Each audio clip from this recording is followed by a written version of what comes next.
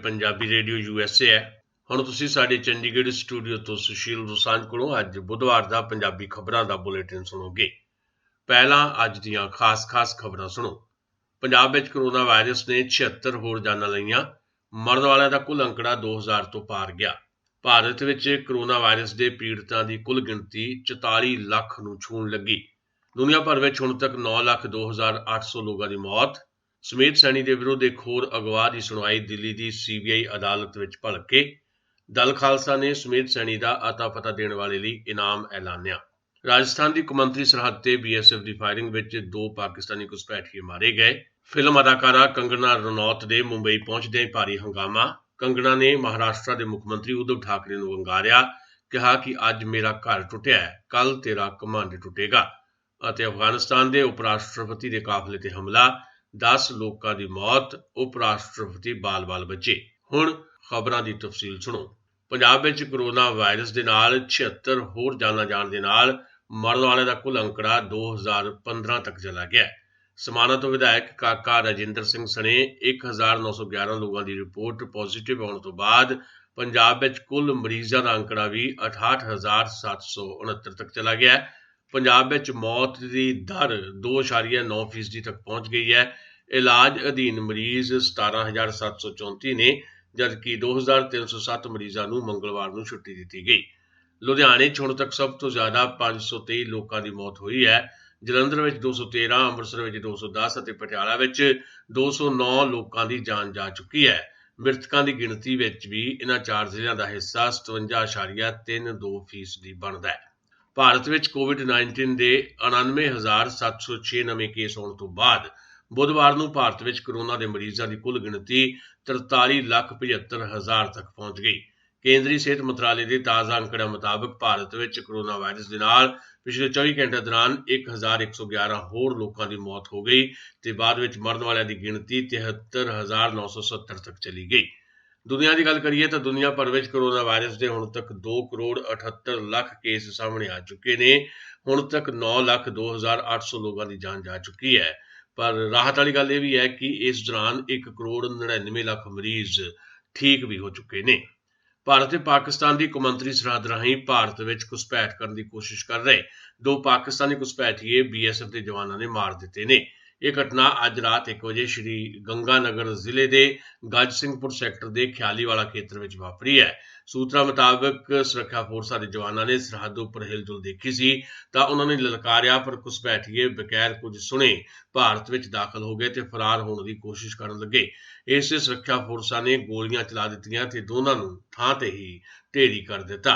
दोवें पाकिस्तानी ने ते उन्हां पासों 2 पिस्तौल ते 10 किलो हैरोइन बरामद की गई है। पंजाब के साबका DGP सुमेध सिंह सैनी की पंजाब ते हरियाणा हाईकोर्ट विचों अगाऊ जमानत रद्द होने तो 2 दिन बाद ही उहदे खिलाफ अगवा ते लापता करने का एक होर 26 साल पुराना केस CBI की विशेष अदालत अगे देश की राजधानी दिल्ली में भलके सुनवाई लई विचार अधीन है। दिल्ली में सैनी 3 होरनां दे नाल वाहन कारोबारी विनोद कुमार, उसके जीजे अशोक कुमार ते उन्हां दे ड्राइवर मुख्तियार सिंह नूं अगवा करने के दोष में अपराधक केस का सामना कर रहा है।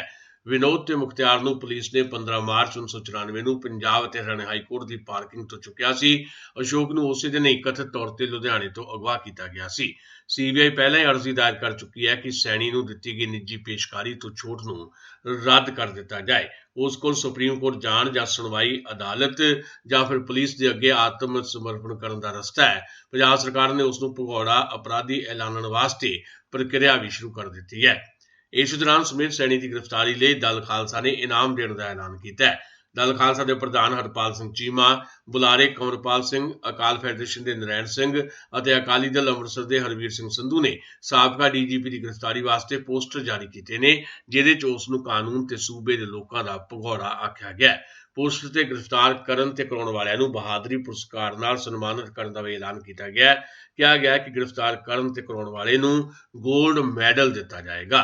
ये खबरां तुसीं पंजाबी रेडियो USA तो सुन रहे हो ते इन्हां खबरां नूं साडे चंडीगढ़ स्टूडियो तो सीधा प्रसारित किया जा रहा है। ਖਬਰਾਂ ਨੂੰ ਸਪਾਂਸਰ ਕਰ ਰਹੇ ਨੇ ਖਾਲਸਾ ਇੰਸ਼ੋਰੈਂਸ ਏਜੰਸੀ ਵਾਲੇ। ਜੇਕਰ ਤੁਸੀਂ ਜਾਂ ਤੁਹਾਡੇ ਪਰਿਵਾਰ ਦੇ ਕਿਸੇ ਮੈਂਬਰ ਨੇ ਹਾਲੇ ਤੱਕ ਵੀ ਲਾਈਫ ਇੰਸ਼ੋਰੈਂਸ ਨਹੀਂ ਕਰਵਾਈ ਤਾਂ ਅੱਜ ਹੀ ਖਾਲਸਾ ਇੰਸ਼ੋਰੈਂਸ ਏਜੰਸੀ ਨੂੰ ਕਾਲ ਕਰੋ, ਜੋ ਕਿ ਅਮਰੀਕਾ ਦੀਆਂ ਟੌਪ ਰੇਟਡ ਕੰਪਨੀਆਂ ਨਾਲ ਤੁਹਾਡੀ ਬਹੁਤ ਹੀ ਵਾਜਬ ਰੇਟ ਤੇ ਲਾਈਫ ਇੰਸ਼ੋਰੈਂਸ ਕਰਵਾ ਕੇ ਦੇਣਗੇ। ਖਾਲਸਾ ਇੰਸ਼ੋਰੈਂਸ ਏਜੰਸੀ ਦਾ ਟੈਲੀਫੋਨ ਨੰਬਰ ਨੋਟ ਕਰ ਲਓ 408 272 2500। ਯਾਦ ਰੱਖੋ ਖਾਲਸਾ ਇੰਸ਼ੋਰੈਂਸ ਏਜੰਸੀ ਦਾ ਟੈਲੀਫੋਨ ਨੰਬਰ 4082722500। ਚਲੋ ਫਿਰ ਚੱਲਦੇ ਹਾਂ ਕੁਝ ਹੋਰ ਖਬਰਾਂ ਵੱਲ। ਭਾਰਤੀ ਸੁਪਰੀਮ ਕੋਰਟ ਨੇ ਸਿੱਖਿਆ ਤੇ ਨੌਕਰੀਆਂ ਵਿੱਚ ਮਰਾਠਿਆਂ ਵਾਸਤੇ ਰਿਜ਼ਰਵੇਸ਼ਨ ਦੀ ਵਿਵਸਥਾ ਕਰਨ ਸੰਬੰਧੀ ਮਹਾਰਾਸ਼ਟਰ ਸਰਕਾਰ ਦੇ 2018 ਦੇ ਕਾਨੂੰਨ ਦੇ ਅਮਲ ਉੱਪਰ ਰੋਕ ਲਾ ਦਿੱਤੀ ਹੈ, ਪਰ ਨਾਲ ਹੀ ਇਹ ਵੀ ਸਪਸ਼ਟ ਕੀਤਾ ਹੈ ਕਿ ਜਿਹੜੇ ਲੋਕ ਇਸ ਦਾ ਲਾਭ ਲੈ ਚੁੱਕੇ ਨੇ ਉਹਨਾਂ ਤੇ ਇਸ ਫੈਸਲੇ ਦਾ ਕੋਈ ਅਸਰ ਨਹੀਂ ਪਵੇਗਾ। ਮੁੰਬਈ ਨੂੰ ਪੀਓਕੇ ਯਾਨੀ ਮਕਬੂਜ਼ਾ ਕਸ਼ਮੀਰ ਕਹਿਣ ਦੇ ਵਿਵਾਦ ਦੇ ਦੌਰਾਨ ਹੀ ਫਿਲਮ ਅਦਾਕਾਰਾ ਕੰਗਨਾ ਰਣੌਤ ਬੁੱਧਵਾਰ ਦੁਪਹਿਰੇ ਕੋਈ 2:45 ਵਜੇ ਮੁੰਬਈ ਪਹੁੰਚੀ। ਇਸ ਦੌਰਾਨ ਏਅਰਪੋਰਟ ਤੇ ਭਾਰੀ ਹੰਗਾਮਾ ਹੋਇਆ। ਉਹਨਾਂ ਦੇ ਹਮਾਇਤੀਆਂ ਤੇ ਵਿਰੋਧੀਆਂ ਵੱਲੋਂ ਨਾਅਰੇਬਾਜ਼ੀ ਕੀਤੀ ਗਈ। ਉਹਨਾਂ ਨੂੰ ਵੀਆਈਪੀ ਗੇਟ ਦੀ ਥਾਂ ਤੇ ਦੂਜੇ ਗੇਟ ਵਿੱਚੋਂ ਬਾਹਰ ਕੱਢਿਆ ਗਿਆ। ਉਹ ਏਅਰਪੋਰਟ ਤੋਂ ਸਿੱਧੇ ਆਪਣੇ ਘਰ ਪਹੁੰਚੇ। ਫਿਲਹਾਲ ਫਿਲਮ ਅਦਾਕਾਰਾ ਦੀ ਸੁਰੱਖਿਆ ਵਾਸਤੇ ਉਹਦੇ ਘਰ ਦੇ ਬਾਹਰ 50 ਤੋਂ ਜ਼ਿਆਦਾ ਪੁਲਿਸ ਮੁਲਾਜ਼ਮ ਤਾਇਨਾਤ ਕੀਤੇ ਗਏ ਨੇ। ਘਰ ਪਹੁੰਚਦਿਆਂ ਹੀ ਉਹਨਾਂ ਨੇ ਮਹਾਰਾਸ਼ਟਰ ਦੇ ਮੁੱਖ ਮੰਤਰੀ ਉਧਵ ਠਾਕਰੇ ਨੂੰ ਵੰਗਾਰਿਆ ਅਤੇ ਕਿਹਾ ਕਿ ਅੱਜ ਮੇਰਾ ਘਰ ਟੁੱਟਿਆ, ਕੱਲ ਤੇਰਾ ਘਮੰਡ ਟੁੱਟੇਗਾ। ਏਅਰਪੋਰਟ ਤੇ ਸ਼ਿਵ ਸੈਨਾ ਦੇ ਵਰਕਰਾਂ ਨੇ ਕੰਗਣਾ ਦੇ ਖਿਲਾਫ ਨਾਅਰੇਬਾਜ਼ੀ ਕੀਤੀ। ਦੂਸਰੇ ਪਾਸੇ ਰਿਪਬਲਿਕਨ ਪਾਰਟੀ ਆਫ ਇੰਡੀਆ ਤੇ ਕਰਨੀ ਸੈਨਾ ਉਹਨਾਂ ਦੀ ਹਮਾਇਤ ਵਿੱਚ ਉਤਰ ਆਈ। ਇਹਨਾਂ ਪਾਰਟੀਆਂ ਦੇ ਹਮਾਇਤੀ ਵੀ ਏਅਰਪੋਰਟ ਤੇ ਮੌਜੂਦ ਸਨ। ਇਸ ਤੋਂ ਪਹਿਲਾਂ ਬੁੱਧਵਾਰ ਸਵੇਰੇ ਮੁੰਬਈ ਦੀ ਮਿਊਨਿਸਪਲ ਕਾਰਪੋਰੇਸ਼ਨ ਨੇ ਨਜਾਇਜ਼ ਉਸਾਰੀ ਨੂੰ ਲੈ ਕੇ ਕੰਗਣਾ ਦੇ ਦਫ਼ਤਰ ਉੱਪਰ ਬੁਲਡੋਜ਼ਰ ਚਲਾ ਦਿੱਤਾ। ਹਾਲਾਂਕਿ ਬੰਬੇ ਹਾਈ ਕੋਰਟ ਨੇ BMC ਦੀ ਇਸ ਕਾਰਵਾਈ ਤੇ ਅਗਲੇ ਹੁਕਮਾਂ ਤੱਕ ਰੋਕ ਲਾ ਦਿੱਤੀ ਹੈ। ਪੰਜਾਬ ਵਿੱਚ ਭਵਾਨੀਗੜ੍ਹ ਤੋਂ ਥੋੜੀ ਦੂਰ ਆਦਰਸ਼ senior secondary school Balad Khurd ਦੇ ਅਧਿਆਪਕਾਂ ਨੇ 5 ਮਹੀਨਿਆਂ ਤੋਂ ਤਨਖਾਹ ਨਾ ਮਿਲਣ ਕਰਕੇ ਮੁਜ਼ਾਹਰਾ ਕੀਤਾ। ਸਕੂਲ ਦੇ ਸਟਾਫ ਨੇ ਦੱਸਿਆ ਕਿ ਉਹਨਾਂ ਨੂੰ 5 ਮਹੀਨਿਆਂ ਤੋਂ ਕੰਪਨੀ ਵੱਲੋਂ ਤਨਖਾਹ ਨਹੀਂ ਦਿੱਤੀ ਗਈ। ਕੰਪਨੀ ਨੂੰ ਕਈ ਵਾਰ ਈਮੇਲ ਕਰਨ ਅਤੇ ਕੰਪਨੀ ਦੇ ਸੰਬੰਧਿਤ ਮੁਲਾਜ਼ਮਾਂ ਨਾਲ ਮੀਟਿੰਗ ਕਰਨ ਉੱਪਰ ਵੀ ਕੋਈ ਨਤੀਜਾ ਨਹੀਂ ਨਿਕਲਿਆ। ਉਹਨਾਂ ਚੇਤਾਵਨੀ ਦਿੱਤੀ ਕਿ ਜੇ 14 ਸਤੰਬਰ ਤੱਕ ਉਹਨਾਂ ਦੀਆਂ ਤਨਖਾਹਾਂ ਖਾਤਿਆਂ ਵਿੱਚ ਨਾ ਪਾਈਆਂ ਗਈਆਂ ਤਾਂ ਉਹ ਵੱਡਾ ਸੰਘਰਸ਼ ਉਲੀਕਣ ਵਾਸਤੇ ਮਜਬੂਰ ਹੋਣਗੇ। ਜਨਤਾ ਦਲ ਯੂਨਾਈਟਿਡ ਦੇ ਸੀਨੀਅਰ ਲੀਡਰ ਤੇ ਸੰਸਦ ਮੈਂਬਰ ਹਰਿਵੰਸ਼ ਨੇ ਬੁੱਧਵਾਰ ਨੂੰ ਰਾਜ ਸਭਾ ਦੇ ਉਪ ਚੇਅਰਮੈਨ ਦੇ ਅਹੁਦੇ ਵਾਸਤੇ ਕੌਮੀ ਜਮਹੂਰੀ ਗੱਠਜੋੜ ਯਾਨੀ NDA ਦੇ ਉਮੀਦਵਾਰ ਵਜੋਂ ਨਾਮਜ਼ਦਗੀ ਪੱਤਰ ਦਾਖਲ ਕਰ ਦਿੱਤੇ ਨੇ। ਹਰਿਵੰਸ਼ ਨੇ ਰਾਜ ਸਭਾ ਦੇ ਆਗੂ ਧਵਰਚੰਦ ਗਹਿਲੋਤ ਅਤੇ NDA ਦੀ ਸਹਿਯੋਗੀ ਸ਼੍ਰੋਮਣੀ ਅਕਾਲੀ ਦਲ ਦੇ ਸੰਸਦ ਮੈਂਬਰ ਨਰੇਸ਼ ਗੁਜਰਾਲ ਦੀ ਹਾਜ਼ਰੀ ਵਿੱਚ ਨਾਮਜ਼ਦਗੀ ਦਾਖਲ ਕੀਤੀ ਹੈ। ਸੁਪਰੀਮ ਕੋਰਟ ਨੇ 13 ਸਤੰਬਰ ਨੂੰ ਹੋ ਰਹੀ ਨੀਟ ਦੀ ਪ੍ਰੀਖਿਆ ਨੂੰ ਮੁਲਤਵੀ ਕਰਨ ਜਾਂ ਰੱਦ ਕਰਨ ਦੀ ਅਪੀਲ ਕਰਨ ਵਾਲੀਆਂ ਪਟੀਸ਼ਨਾਂ ਤੇ ਸੁਣਵਾਈ ਕਰਨ ਤੋਂ ਇਨਕਾਰ ਕਰ ਦਿੱਤਾ ਹੈ। ਜਸਟਿਸ ਅਸ਼ੋਕ ਭੂਸ਼ਣ ਦੀ ਅਗਵਾਈ ਵਾਲੇ ਬੈਂਚ ਨੇ ਕਿਹਾ ਕਿ ਅਧਿਕਾਰੀ ਡਾਕਟਰੀ ਕੋਰਸਾਂ ਵਿੱਚ ਦਾਖਲੇ ਲਈ ਵਿਸ਼ਵ ਵਿਆਪੀ ਮਹਾਮਾਰੀ COVID-19 ਦੇ ਵਿਚਕਾਰ ਨੀਟ ਪ੍ਰੀਖਿਆ ਕਰਵਾਉਣ ਲਈ ਸਾਰੇ ਜ਼ਰੂਰੀ ਕਦਮ ਚੁੱਕਣਗੇ। ਬੈਂਚ ਨੇ ਕਿਹਾ ਕਿ ਮੁਆਫ ਕਰਨਾ ਅਸੀਂ ਸੁਣਵਾਈ ਨਹੀਂ ਕਰਨਾ ਚਾਹੁੰਦੇ। ਰਾਫੇਲ ਲੜਾਕੂ ਜਹਾਜ਼ਾਂ ਨੂੰ 10 ਸਤੰਬਰ ਨੂੰ ਭਾਰਤੀ ਹਵਾਈ ਫੌਜ ਵੱਲੋਂ ਆਪਣੇ ਵਿੱਚ ਅੰਬਾਲਾ 에ਅਰਵੇਜ਼ ਵਿਖੇ ਰਸਮੀ ਤੌਰ ਤੇ ਸ਼ਾਮਲ ਕੀਤਾ ਜਾਏਗਾ। ਇਹ ਜਹਾਜ਼ ਹਵਾਈ ਫੌਜ ਦੇ 17 ਸਕੁਐਡਰਨ ਦਾ ਹਿੱਸਾ ਹੋਏਗਾ, ਜਿਸ ਨੂੰ ਗੋਲਡਨ ਐਰੋਜ਼ ਵਜੋਂ ਜਾਣਿਆ ਜਾਂਦਾ ਹੈ। ਭਾਰਤ ਦੇ ਰੱਖਿਆ ਮੰਤਰੀ ਰਾਜਨਾਥ ਸਿੰਘ ਤੇ ਫਰਾਂਸ ਦੇ ਹਥਿਆਰਬੰਦ ਸੈਨਾਵਾਂ ਦੇ ਮੰਤਰੀ ਫਲੋਰੈਂਸ ਪਾਰਲੀ ਮੁੱਖ ਮਹਿਮਾਨ ਵਜੋਂ ਸ਼ਿਰਕਤ ਕਰਨਗੇ। ਪਹਿਲੇ 5 ਰਾਫੇਲ ਜਹਾਜ਼ 27 ਜੁਲਾਈ ਨੂੰ ਫਰਾਂਸ ਤੋਂ ਅੰਬਾਲਾ ਪਹੁੰਚੇ ਸਨ। ਅਫਗਾਨਿਸਤਾਨ ਦੀ ਰਾਜਧਾਨੀ ਕਾਬਲ ਵਿੱਚ ਬੁੱਧਵਾਰ ਨੂੰ ਉਪ ਰਾਸ਼ਟਰਪਤੀ ਅਮਾਰੁੱਲਾ ਸਾਲੇਹੀ ਦੇ ਕਾਫਲੇ ਉੱਪਰ ਬੰਬਾਂ ਨਾਲ ਹਮਲਾ ਕੀਤਾ ਗਿਆ। ਇਸ ਹਮਲੇ ਵਿੱਚ 10 ਲੋਕਾਂ ਦੀ ਮੌਤ ਹੋ ਗਈ ਹੈ, ਜਦਕਿ ਉਹਨਾਂ ਦੇ ਬਾਡੀਗਾਰਡਸ ਨੇ 12 ਤੋਂ ਜ਼ਿਆਦਾ ਲੋਕ ਜ਼ਖਮੀ ਹੋ ਗਏ ਨੇ। ਅਫਗਾਨਿਸਤਾਨ ਦੇ ਗ੍ਰਹਿ ਮੰਤਰਾਲੇ ਨੇ ਦੱਸਿਆ ਕਿ ਸ਼ੁਰੂ ਵਿੱਚ 2 ਲੋਕਾਂ ਦੀ ਜਾਨ ਗਈ ਸੀ, ਜੋ ਵੱਧ ਕੇ 10 ਹੋ ਗਈ ਹੈ। ਹਮਲੇ ਵਿੱਚ ਉਪ ਰਾਸ਼ਟਰਪਤੀ ਅਮਰਤੁੱਲਾ ਸਾਲੇਹ ਨੂੰ ਹਲਕੀਆਂ ਸੱਟਾਂ ਲੱਗੀਆਂ ਨੇ। ਬੰਬ ਧਮਾਕਾ ਉਦੋਂ ਹੋਇਆ ਜਦੋਂ ਉਪ ਰਾਸ਼ਟਰਪਤੀ ਦਾ ਕਾਫਲਾ ਗੈਸ ਸਿਲੰਡਰ ਦੀ ਇੱਕ ਦੁਕਾਨ ਦੇ ਕੋਲੋਂ ਗੁਜ਼ਰ ਰਿਹਾ ਸੀ। ਧਮਾਕੇ ਨਾਲ ਨੇੜੇ ਤੇੜੇ ਦੀਆਂ ਕਈ ਦੁਕਾਨਾਂ 'ਚ ਅੱਗ ਲੱਗ ਗਈ। ਹਾਲੇ ਤੱਕ ਕਿਸੇ ਨੇ ਵੀ ਹਮਲੇ ਦੀ ਜ਼ਿੰਮੇਵਾਰੀ ਨਹੀਂ ਲਈ। ਤਾਲਿਬਾਨ ਨੇ ਵੀ ਇਸ ਤੋਂ ਇਨਕਾਰ ਕੀਤਾ ਹੈ।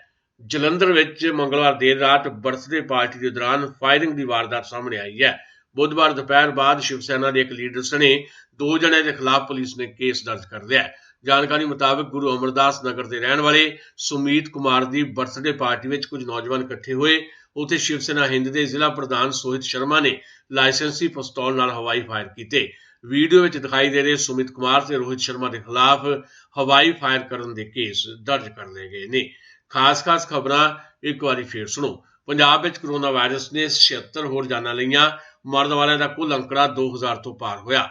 ਭਾਰਤ ਵਿੱਚ ਕੋਰੋਨਾ ਦੇ ਪੀੜਤਾਂ ਦੀ ਗਿਣਤੀ 44 ਲੱਖ ਨੂੰ ਛੂਹਣ ਲੱਗੀ। ਦੁਨੀਆ ਭਰ ਵਿੱਚ ਹੁਣ ਤੱਕ 9,02,800 ਲੋਕਾਂ ਦੀ ਮੌਤ। ਸੁਮੀਤ ਸੈਣੀ ਦੇ ਵਿਰੁੱਧ ਇੱਕ ਹੋਰ ਅਗਵਾ ਦੀ ਸੁਣਵਾਈ ਦਿੱਲੀ ਦੀ CBI ਅਦਾਲਤ ਵਿੱਚ ਭਲਕੇ ਹੋਏਗੀ। ਦਲ ਖਾਲਸਾ ਨੇ ਸੁਮੀਤ ਸੈਣੀ ਦਾ ਅਤਾ ਪਤਾ ਦੇਣ ਵਾਲੇ ਨੇ ਇਨਾਮ ਐਲਾਨਿਆ। ਰਾਜਸਥਾਨ ਦੀ ਕੌਮਾਂਤਰੀ ਸਰਹੱਦ ਤੇ BSF ਦੀ ਫਾਇਰਿੰਗ ਵਿੱਚ 2 ਪਾਕਿਸਤਾਨੀ ਘੁਸਪੈਠੀਏ ਮਾਰੇ ਗਏ।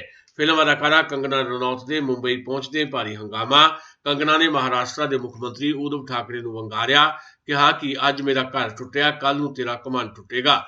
ਅਤੇ ਅਫਗਾਨਿਸਤਾਨ ਦੇ ਉਪ ਰਾਸ਼ਟਰਪਤੀ ਦੇ ਕਾਫਲੇ ਤੇ ਹਮਲਾ, 10 ਲੋਕਾਂ ਦੀ ਮੌਤ, ਉਪ ਰਾਸ਼ਟਰਪਤੀ ਬਾਲ-ਬਾਲ ਬਚੇ। ਇਹ ਸਨ ਸਾਡੀਆਂ ਅੱਜ ਦੀਆਂ ਖਬਰਾਂ। ਤਾਜ਼ਾ ਖਬਰਾਂ ਲਈ ਕੱਲ ਇਸੇ ਵਕਤ ਆਪਣੀ ਫਿਰ ਮੁਲਾਕਾਤ ਹੋਏਗੀ। ਹੁਣ ਦਿਓ ਸੁਸ਼ੀਲ ਦੁਸਾਈ ਨੂੰ ਆਗਿਆ। ਪੰਜਾਬੀ ਰੇਡੀਓ USA ਦੇ ਸਰੋਤਿਆਂ ਲਈ ਬਹੁਤ-ਬਹੁਤ ਸ਼ੁਭ ਸ਼ਾਮਾਂ।